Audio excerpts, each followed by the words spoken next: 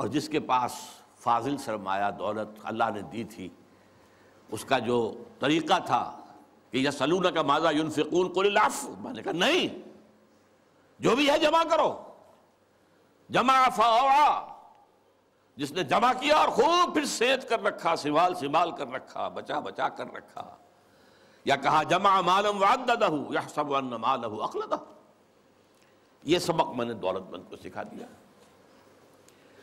تو میں نے ناداروں کو سکھلایا سبق تقدیر کا، میں نے منعم کو دیا سرمایہ داری کا جنون۔ کون کر سکتا ہے اس کی آتش سوزاں کو سرد، جس کے ہنگاموں میں ہو ابلیس کا سوزے دروں؟ کون ہے؟ میں نہیں ماننے کو تیار کہ ہمارے اس پورے کھیل کو کوئی طاقت ہے ایسی کہ جو ختم کر سکتی ہے۔ یہ لفظ نہیں کر رہا ہے، آخر کچھ خود سیلف ایشورنس کے لیے بھی کچھ ساتھیوں کی بھی جو دل بڑھانا ہوتا ہے نا، آخر چاہے آدمی دیکھ رہا ہو کہ I am fighting a losing battle, لیکن پھر بھی ساتھیوں کو تو برقرار رکھنے کے لیے دل بڑھانا، کوئی دل جوئی کرنا، کوئی حوصلہ دینا۔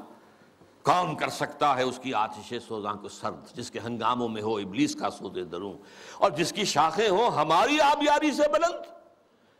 کون کر سکتا ہے اس نخل کہن کو سرنگوں؟ بس یہ خطاب تو ختم ہو گیا، لیکن سوال یہ سمجھ میں نہیں آیا کہ آپ نے یہ مجلس شورا بلائی کائے کے لیے؟ تو اب پہلا مشیر جو ہے وہ گویا ہوتا ہے۔ اس میں کیا شک ہے کہ محکم ہے یہ ابلیسی نظام؟ آپ نے جو فرمایا سچ کہا، یہ ابلیسی نظام، یہ سیاسی نظام، یہ liberal democracy human sovereignty basis پر، اور یہ جوئے اور سود پر مبنی سارا ظالمانہ استحصالی نظام معاشی، اور یہ بے حیائی کہ انسان حیوان بن گیا ہے۔ اقبال نے اپنی وہ جو ذرا غزلیں ان کی باغ درا کے آخر میں ہیں، کچھ استہزائیہ انداز میں بھی ہیں، یہ کوئی دن کی بات ہے مرد ہوش مند، غیرت نہ تجھ میں ہوگی نہ زن اوٹ چاہے گی، وہ اوٹ بھی نہیں رہے گی۔ معاملہ اس درجے جو ہے فحاشی کی انتہا کو پہنچ جائے گا، پہنچا ہوا ہے۔ آپ کو معلوم ہے جو کچھ یورپ میں ہوتا ہے، ریلوے اسٹیشن کے پلیٹ فارم کے اوپر کھڑے ہوئے جو کچھ کر رہے ہوتے ہیں، وہ سب کے سامنے موجود ہے۔ اس میں کیا شک ہے کہ محکم ہے یہ ابلیسی نظام؟ پختہ تر اس سے ہوئے خوئے غلامی میں عوام، یہ بہت اہم ہے۔ عوام کے اندر ایک پیسیمسٹک ایک انداز پیدا ہو چکا ہے، وہ ایکٹیوسٹ نہیں ہے، اب وہ کام کرنے کو تیار نہیں ہے، خوئے غلامی میں پختہ ہو گئے، دبے رہنے کے لیے تیار ہیں، ایکسپلائٹ کیے جانے کے لیے تیار ہیں۔ پختہ تر اس سے ہوئے خوئے غلامی میں عوام ہے، ازل سے ان غریبوں کے مقدر میں سجود، ان کی فطرت کا تقاضا ہے نماز بے قیام۔ نماز بے قیام کسے کہتے ہیں؟ وہ نماز جس میں قیام نہ ہو۔ نماز میں قیام ہے، پھر رکوع ہے، پھر سجود ہے، پھر سجود ہے، پھر کھڑے ہونا ہے، لیکن ان لوگوں کی نماز اب وہ ہے جس میں قیام ہے ہی نہیں، رکوع ہی رکوع ہے یا سجود ہی سجود ہے، ہر جگہ جو ہے ماتھا ٹیکے ہوئے بیٹھے ہوئے ہیں، اور ہر جگہ پر جو ہے اس پورے سارے نظام کو، ظالمانہ نظام کو قبول کیے ہوئے ہیں۔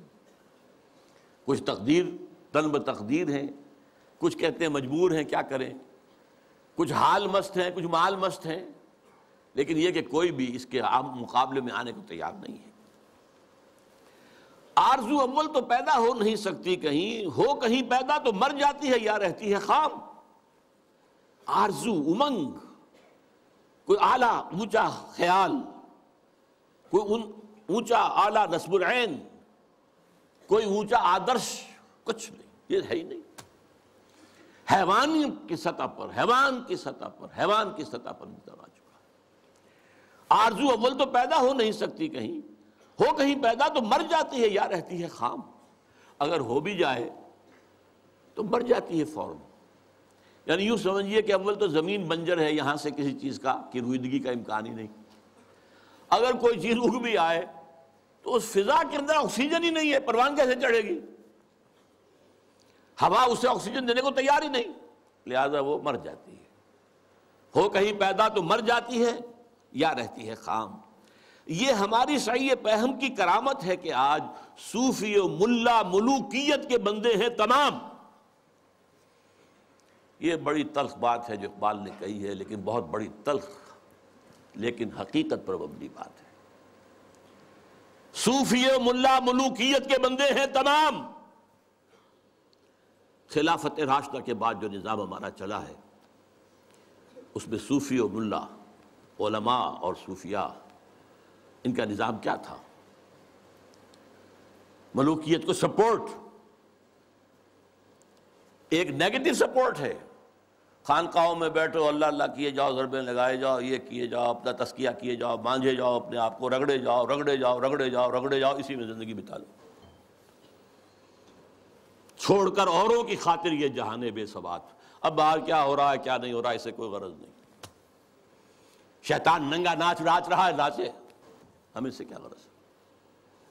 ہمارے پاس تو آئے ہیں اتنے طالب ہیں، اتنے وہ سالک ہیں، وہ فلاں سالک آج اس مقام پر پہنچ گیا ہے، آج یہ مقامات، یہ سالک مقامات میں کھو گیا اور یہ امت خرافات میں کھو گئی۔ یہ سارا معاملہ جو ہے، اور ملا کا معاملہ کیا ہے؟ دو طرف سے۔ ملا نے سب سے پہلے، ہمارے فقہاء نے متغلب کی حکومت کو جائز قرار دیا، یعنی اگر کوئی شخص اپنی قوت کے بل پر آ کر حکومت پر قبضہ کر لے تو جائز ہے، اور حکمران کے خلاف کوئی بغاوت نہیں کر سکتے جب تک کہ وہ تمہیں کفر کا حکم نہ دے۔ کفر کا کائے کو حکم دے گا؟ وہ اپنے عیش بنائے گا، اپنے محل بنائے گا، اپنے رنگ رلیاں کرے گا، اپنے آپ کو کفر کا حکم دینے کی ضرورت کیا ہے؟ یہ تصور ہے جو سنی اسلام کے اندر اس کی رگوں میں چلا گیا اور اس نے سن کر دیا اسلام کو۔ استثناء اگر ہے تو شیعہ اسلام ہے، وہ تسلیم نہیں کرتے، چاہے کھڑے نہ ہو، مقابلہ نہ کریں، تسلیم نہیں کرتے، ذہناً ریکنسائل نہیں کرتے، نفرت کرتے۔ یہی ان کی پوری تاریخ کے اندر ہے۔ لیکن ہمارے ہاں کیا ہے؟ شیخ الاسلام بن کر بیٹھے ہوئے ہیں۔ استاد نے، امام ابو حنیفہ نے تعاون گوارا نہیں کیا اس ملوکیت کے ساتھ۔ عہدے کی پیشکش کی گئی، قاضی القضات ہو جاؤ گے تم، تمہارا فتویٰ جو ہوگا وہی قانون بن جائے گا۔ ان کا نہیں، ہرگز نہیں۔ جیل کاٹی، ماریں کھائیں۔ شاگرد نے، قاضی ابو یوسف، عہدہ قبول کر کے تعاون شروع کر دیا۔ استاد نے کہا تھا مزارعت حرام، جس کی زمینیں خود کاشت کرے۔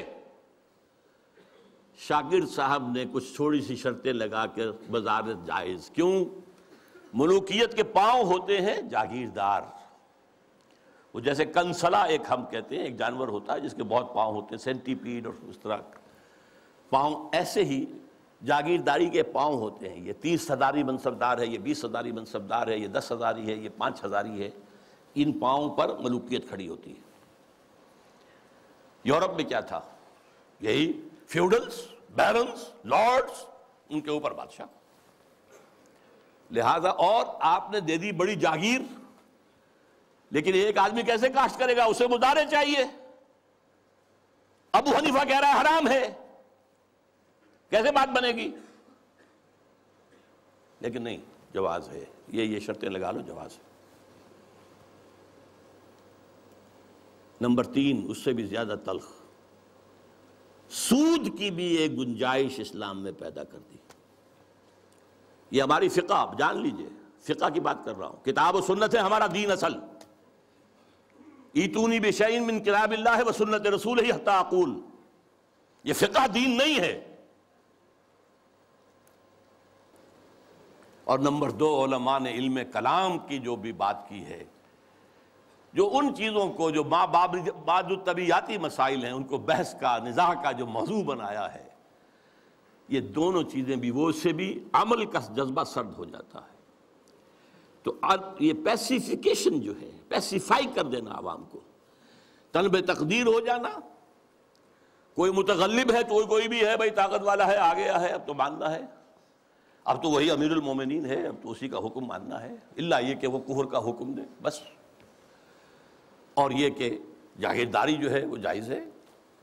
حالانکہ آپ کے علم میں رہنا چاہیے، پہلا مجدد اور مجدد کامل عمر بن عبدالعزیز انہوں نے صرف 2